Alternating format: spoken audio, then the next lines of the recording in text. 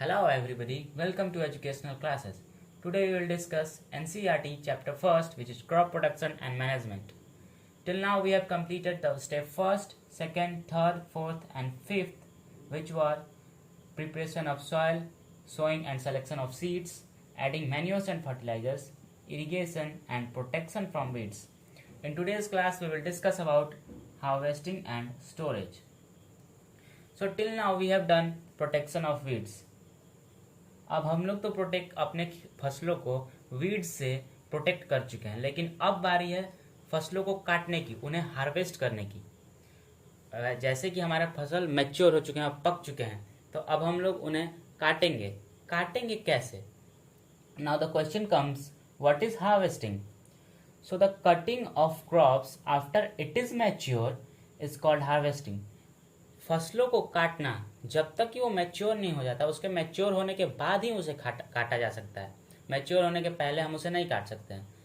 सो फसलों को मैच्योर होने के बाद काटना, पक जाने के बाद काटना ही हार्वेस्टिंग कहलाता है।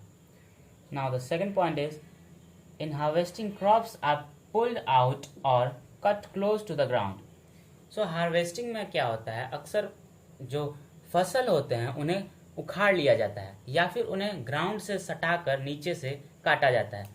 उसी को हम लोग कटिंग ऑफ क्रॉप्स कहते हैं। Now the third point is, it usually takes 3 to 4 months for a cereal crop to mature. एक सीरियल क्रॉप को मैच्योर होने में 3 से 4 महीने लगते हैं। Now the fourth one is, in India, harvesting is manually done by the sickle or by a machine called harvester.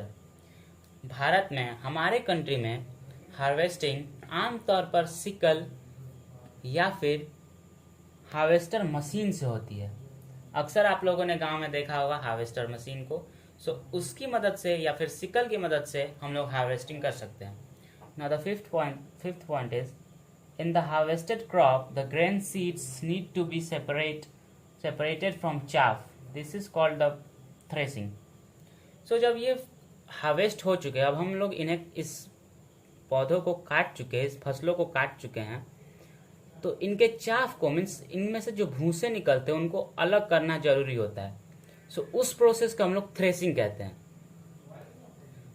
भूसे को, उनके एक्स प्रोडक्ट को क्रॉप में से हटाना, बाहर निकालना ही थ्रेसिंग कहलाता है। Now the next point is, this is carried out with the help of machine called combine, which is in fact a harvester as well as thresher. ये जो प्रोसेस होता है एक मशीन के द्वारा कैरी किया जाता है, जिसका नाम होता है कंबाइन। इस मशीन में हार्वेस्टर और थ्रेसर भी होता है, यानी ये हार्वेस्ट भी कर सकता है और ये थ्रेस भी कर सकता है। ये दोनों प्रोसेस कर सकता है। ये पौधों को काट भी सकता है और चाफ को भी अलग कर सकता है। So please understand the difference between harvesting and threshing. Now the next point is the process of separation of grains and chaff called winnowing. अब हम लोग काट चुके हैं इसको।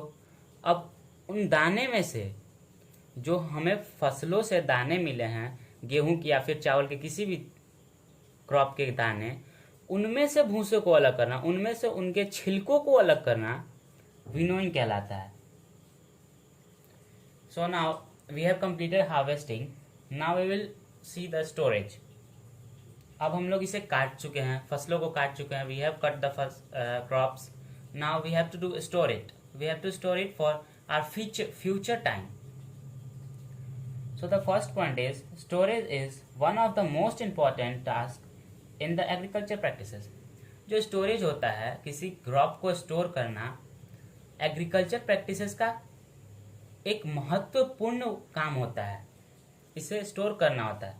Second one is it is very important to save the crops from moisture, insects, rats and micro organism.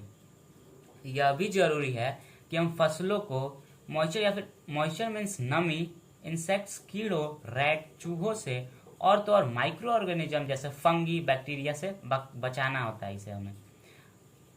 अगर हम लोग इसे नहीं बचाएंगे तो ये मॉइस्चर, नमी से नमी इसमें लग जाएगी और ये सड़ सकता है। इंसेक्ट इसे खा सकते हैं, रैट्स भी खा सकते हैं और माइक्रो ऑर्गेनिज्म भी इसे स्पॉइल कर सकते हैं। So it is very necessary to save them from moisture, insects, rats and micro organisms.